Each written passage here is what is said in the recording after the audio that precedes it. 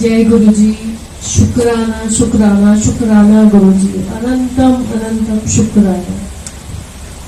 और इतनी प्यारी संगत के आने का शुक्राना। गुरुजी सबको ब्लेस करें, सबको खुशियां दें, यही हमारी हमेशा गुरुजी से प्रार्थना होती है सबके लिए कि सबको सबको सबके ऊपर अपने हाथ रखें। गुरुजी ने मेरे अंकल को भी लाइफ ब्लेस की है। मैं अपना सत्संग सुनाना चाहती हूँ। मेरे अंकल भी हैं यहाँ पर।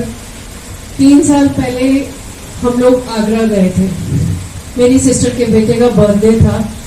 रात की पार्टी थी और हम लोग रात को पार्टी में पहुंचे। 10 बजे का टाइम था और हम लोग जैसे ही पार्टी में एंटर हुए वहाँ बहुत फॉग था। मेरे हस्बैंड एस्थमेटिक है, तो थोड़ी जैसे हम एंटर हुए फोटोग्राफ्स वगैरह हो रही थी, इतने में स्नैक स्टार्ट हुआ। तो वेटर पीछे ही खड़ा था, उसने स्नैक सर्व किया। तो मैंने तुरंत उससे पूछा कि ये क्या है। ही सेड प्रॉन्स है। तो मेरे हस्बैंड उसको उठा के खाने लगे। मैंने उनको बोला ये प्रॉन्स है। बोले कोई बात नहीं। उन्होंने पहले कभी प्रॉन्स खाए नहीं थे और सिर्फ एक सिंगल पीस प्रॉन का खाया। खाने के बाद मैं कहीं और चली गई और बेटा कहीं मुझे और ले गया मिलाने के लिए किसी से। और 10 मिनट्स के बाद मेरे अंकल भागते हुए मेरे पास आए कि मुझे सांस नहीं आ रही है। इतनी ब्रीदिंग प्रॉब्लम हो रही थी। तो मुझे थॉट आया कि फॉग हुआ, उस वजह से अस्थमा का अटैक आया होगा। तो मैंने कहा चलो आप बाहर चलो, यहाँ से बाहर चल के बैठो, ठीक हो जाएगा। तो लेकिन वो इतने ज्यादा रेस्टलेस थे कि देख के मैं उनको लेके बस बाहर भागी और बाहर चेयर पे मैंने उनको बिठाया। और लेकिन वो बोले मुझे बस कहीं लेके चलो, मुझे कुछ हो रहा है। सांस बिल्कुल अंदर नहीं जा रही, बाहर नहीं आ रही। वो बहुत ज्यादा मतलब ब्रेथलेस थी। और इतने ड्राइवर वहां खड़े थे, कमिश्नर आए हुए थे और डीएम आए हुए थे, तो पुलिस की गाड़ियां खड़ी थी। किसी ने नहीं कहा कि हम ले चलते हैं। एक ड्राइवर, उसकी पुरानी सी गाड़ी थी, वो मेरे पास आया, कहने लगा आंटी ये पास में एक हॉस्पिटल है, मैं आपको वहां ले चलूं। मैंने कुछ नहीं कहा, हाँ बेटा तुम लेके चलो। और हम लोग को उसने गाड़ी में बिठाया। मतलब मैं आपको एक्सप्लेन नहीं कर सकती उसने गाड़ी कैसे चलाई। जैसे हवाई जहाज चलता है ना, मतलब कोई उसने कुछ नहीं देखा कि कुछ आ रहा है, बस वो भगाता हुआ ले गया। रास्ते से मैंने अपनी सिस्टर को फोन किया कि इनकी तबीयत खराब हो गई है, मैं हॉस्पिटल जा रही हूँ। उसने मुझे नाम बताया कि शांतिराज हॉस्पिटल है, तुम वहां पहुंचो, मैं आ रही हूँ। तो वहां हम लोग जैसे ही एंटर हुए तो अंकल की हालत ऐसी हो चुकी थी कि वो बाहर गाड़ी से निकलना भी मुश्किल हो गया था। तो बस हमने व्हील चेयर पे बिठाया और अंदर ले गए। तो जाते ही वहां जो जूनियर डॉक्टर बैठे थे, मैंने उनसे बोला, मैंने कहा आप इनको ऑक्सीजन और नेबुलाइजर लगा दो, अस्थमैटिक है और ये ठीक हो जाएंगे उससे। उन्होंने कहना भी मेरा मान लिया और फटाफट उन्होंने नेबुलाइजर भी लगा दिया और ऑक्सीजन भी लगा दी और कुछ इंजेक्शंस भी दिए। आफ्टर 45 मिनट्स बिल्कुल परफेक्टली ऑलराइट, लेकिन ब्लड प्रेशर बहुत हाई था। तो वो बोले कि इनको रात में हम अभी आईसीयू में ही रखेंगे क्योंकि बीपी बहुत हाई है, तो कल सुबह उसके बाद जैसा होगा करेंगे। तो ठीक है, इनको आईसीयू में एडमिट करा के हम वापस पार्टी में। फिर दूसरे दिन हम लोग वापस लखनऊ आ गए। कोई प्रॉब्लम नहीं, ब्लड प्रेशर जरूर हाई था लेकिन बट ठीक थे बिल्कुल। हम लोग वापस लखनऊ आए। लखनऊ आने के बाद ये हुआ कि रेस्ट करें, तो रेस्ट करते रहे लेकिन मतलब अंदर से फिट नहीं फील कर रहे थे और बस ब्लड प्रेशर बढ़ता जा रहा था। दूसरे दिन बीपी जो था इनका 200/130, 120। तो एकदम से पैनिक होके बोले कि मुझे तुरंत एडमिट करो, मुझे कुछ हो जाएगा, ये हो जाएगा, ऐसे करके। तो हमने इनको अजंता हॉस्पिटल में एडमिट किया। लेकिन वहां जाके भी सारे टेस्ट हुए, टेस्ट सब नॉर्मल, सब कुछ ठीक, इको ठीक, ईसीजी ठीक, सारे टेस्ट नॉर्मल, लेकिन आराम नहीं। वहां भी डॉक्टर्स ट्रीट भी कर रहे हैं, सब कुछ कर रहे हैं, लेकिन इनको अच्छा नहीं लग रहा था कुछ भी। लेकिन ठीक है, रहना तो था ही। और रात को हम वापस घर आ जाते थे। दिन भर वहां रहते थे, रात को हम घर आ जाते थे। और फिर दूसरे दिन, थर्ड डे, डॉक्टर ने कहा कि मैडम अब सब ठीक है, ये प्रॉन के साइड इफेक्ट्स हैं, इसको ठीक होने में वक्त लगेगा, जैसे जैसे इन्फेक्शन ठीक होगा ये ठीक हो जाएंगे, तो आप इनको घर ले जाएंगे। तो उसके बाद जो है उन्होंने कहा वो एक अल्ट्रासाउंड हम और कर लेते हैं। लेकिन वो अल्ट्रासाउंड में जाने से पहले ही जो है इनको वॉमिटिंग हुई और वॉमिटिंग में ब्लड आ गया और पूरा जो वॉश बेसिन था पूरा ब्लड से भर गया। तो मैं घर आई हुई थी, उस दिन हमारी एनिवर्सरी थी। मैं घर आई हुई थी नहा धो के कि जोत जला के मैं गुरुजी के आगे फिर जाती हूँ। तो जैसे ही फोन आया मेरे बेटे का कि पापा को जो है ब्लड की वॉमिटिंग हुई है, तो डॉक्टर ने अल्ट्रासाउंड बोला है। मैं कहा ठीक है तुम लेके चलो, मैं आ रही हूँ।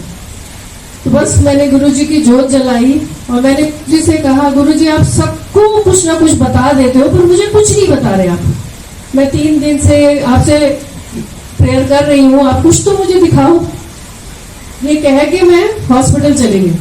वहां मैं पहुंची और इनको अल्ट्रासाउंड के लिए लेके गए और जैसे ही अल्ट्रासाउंड से हम बाहर आए और मतलब मैं आपको बता नहीं सकती, थिक एकदम थिक ब्लड, पूरी ब्लड की वॉमिटिंग वहीं पे। डॉक्टर भी घबरा गए कि ये क्या हो रहा है। उसके बाद उन्होंने कहा नहीं जी अब इनकी एंडोस्कोपी करनी पड़ेगी और वो कल होगी। ठीक है भाई।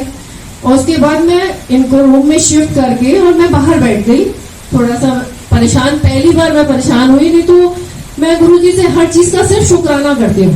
वो तकलीफ भी उन्होंने दी थी तो मैं शुक्राना करती थी, कोई बात नहीं गुरुजी, कष्ट कटने, शुक्राना आपका बहुत बहुत। और मैं बाहर बैठी थी तो मेरी सिस्टर इन लॉ का फोन आया कि भाभी, वो उसने मुझे विश करने के लिए फोन किया। तो मैं थोड़ी लो साउंड कर रही थी, क्या हो गया? मैंने कहा ऐसे तुम्हारे भैया की तबीयत ठीक नहीं है तो वो एडमिट है हॉस्पिटल में। तो अच्छा भाभी क्या हुआ है? मैंने कहा ऐसे ना उनको ब्लड की वॉमिट हो गई है और ब्लड प्रेशर है। मुझे क्या कह रहे हो भाभी? मैंने आपको यही बताने के लिए फोन किया है कि जो गुरुजी का स्वरूप आप हमारे घर में लगा के गए थे ना, गुरुजी के मुंह से ब्लड आ रहा है स्वरूप में।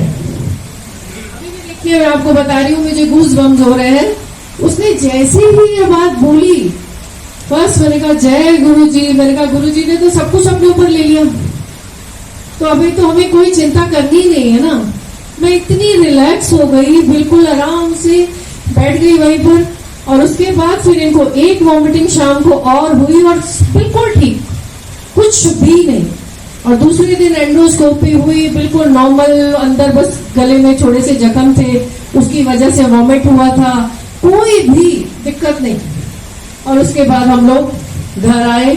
घर आके टचवुड आज 3 साल हो गए हैं, कोई प्रॉब्लम नहीं, कुछ नहीं।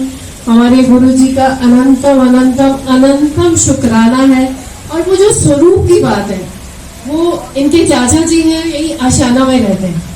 तो उनके घर हम गए तो उन्होंने जो है ना कंप्यूटर से फोटो निकाल के गुरुजी की वो टेप से चिपका रखी थी। तो जब मैं उनके घर मिलने गई तो टेप से चिपके हुए फोटो देख के मेरे दिल को ना बहुत खराब लग रहा था कि चाचा जी ने ऐसे क्यों लगा रखी है। तो मैं 2 मिनट देखती रही, 3 मिनट, फिर मैं उठी, मैंने पूरा टेप निकाला और गुरुजी को ऐसे सीने से लगा के ना बैठ गई घर पे। तो मैंने कहा चाचा जी हम इसको ले जा रहे हैं और ये फ्रेम करा के आपको दे जाएंगे। बोले नहीं नहीं सोनिया करा देंगे। मैं कहा नहीं चाचा जी यही दे के जाएंगे। उसको हम घर लाए, घर ला के फ्रेम करा के हमने वो स्वरूप वहां लगवाया था। मतलब गुरुजी कैसे मतलब कराते हैं, कैसे सब चीजें कनेक्ट करते हैं, हर चीज। और मेरे पास वो फोटो है जो गुरुजी की पूरे दांत में ब्लड है, पूरा ब्लड यहाँ तक बह के आया हुआ है गुरुजी के मुंह से। और कैसे मतलब उन्होंने बिल्कुल हाथों में उठा के बिल्कुल इनको ऐसे ठीक कर दिया। तो जैसे कि अंकल ने कहा कि जब वो फिजिकल फॉर्म में थे तो हम लोग शायद बहुत बहुत बहुत भाग्यशाली हैं कि हम लोग तो उनको शिव रूप में देख रहे हैं। जब वो फिजिकल थे तो उनको कोई शिव रूप मानता ही नहीं था कि वो भगवान है। और हमको तो सीधे भगवान रूप में मिले हैं। वो हमारे गुरु भी है, भगवान भी है, माँ भी है, पिता भी है, भ्राता भी है, हमारे सब कुछ है ना। सिर्फ और सिर्फ उन्हीं से हमें कनेक्शन जोड़ना है। हमें सत्संग में सिर्फ वो ही भाव लाना है जो बड़े मंदिर में और एम्पायर स्टेट में गुरुजी जैसे करते थे, कि हमें बिल्कुल बातें नहीं करनी है। जितनी देर हमें यहाँ रहना है, जितनी देर हमारे गुरुजी यहाँ विराजमान है, हमें सिर्फ और सिर्फ गुरुजी के साथ कनेक्शन जोड़ना है। जैसे अभी लंगर प्रसाद सर्व होगा, ये नहीं कि हम लंगर प्रसाद के साथ बातें कर रहे हैं, उस प्रसाद को खाते टाइम भी हमें गुरुजी के साथ कनेक्शन रखना है। यही सबसे बड़ी उनकी ब्लेसिंग्स है, उसी में ही हमारे ऊपर कृपा होनी है। प्रसाद का एक भी कण छोड़ना नहीं है। जो जल प्रसाद की बोतल है, सब लोग अपनी बोतल को समाप्त करें और बच जाए तो उसे साथ लेके जाए, छोड़ के मत जाए। ये रिक्वेस्ट है हमारी आप लोगों से। और किसी का भी कोई सजेशन है तो प्लीज जरूर बताएं। संगत जी, आपने सुना कि आंटी जी ने बताया कि गुरुजी आंटी जी के हस्बैंड को पूरी लाइफ दान देते हैं, एक नया जीवन दान देते हैं। उनके हस्बैंड मृत्यु से लड़ रहे थे। ऐसे हैं गुरु जी जो हमेशा कल्याण करते हैं। संगत जी, जब भी आपके पास घोर संकट हो तो गुरु जी कहते हैं, पुत्र एक काम कर लेना, तेरे सारे काम बन जाएंगे। गुरु मंत्र भले ही देखने में छोटा और कुछ शब्दों से बना होता है, परंतु इसमें गुरु जी की असीम शक्ति भरी होती है। मंत्र की शक्ति शब्दों में नहीं, शब्दों का भेद देने वाले गुरु में होती है। गुरु मंत्र में गुरु की हस्ती का सार समाया होता है। गुरु मंत्र सदगुरु की आध्यात्मिक शक्तियों से परिपूर्ण होता है। जब एक धनवान किसी को 10-20 हजार रुपए का चेक काट कर देता है तो शक्ति चेक के कागज में नहीं बल्कि संगत जी धनवान के हस्ताक्षर में होती है, जिसने चेक काट के दिया है। हस्ताक्षर इस बात की पहचान होता है कि उसका उस बैंक में धन जमा है। तो गुरु मंत्र में संगत जी बहुत ही शक्ति गुरु जी ने समाहित की है। आप गुरु मंत्र का जाप करें, आपका अवश्य निश्चित कल्याण होगा। जय गुरु जी। शुक्राना गुरु जी। संगत जी का गुरु जी भला करो। गुरु जी आपके चरणों में सारी संगत नतमस्तक होकर आपका कोट कोट शुक्राना कर रही है। वाह वाह गुरु जी, धन धन गुरु जी, लव यू गुरु जी, अनंतम शुक्राना गुरु जी। Blessing always Guru ji, love you Guru ji.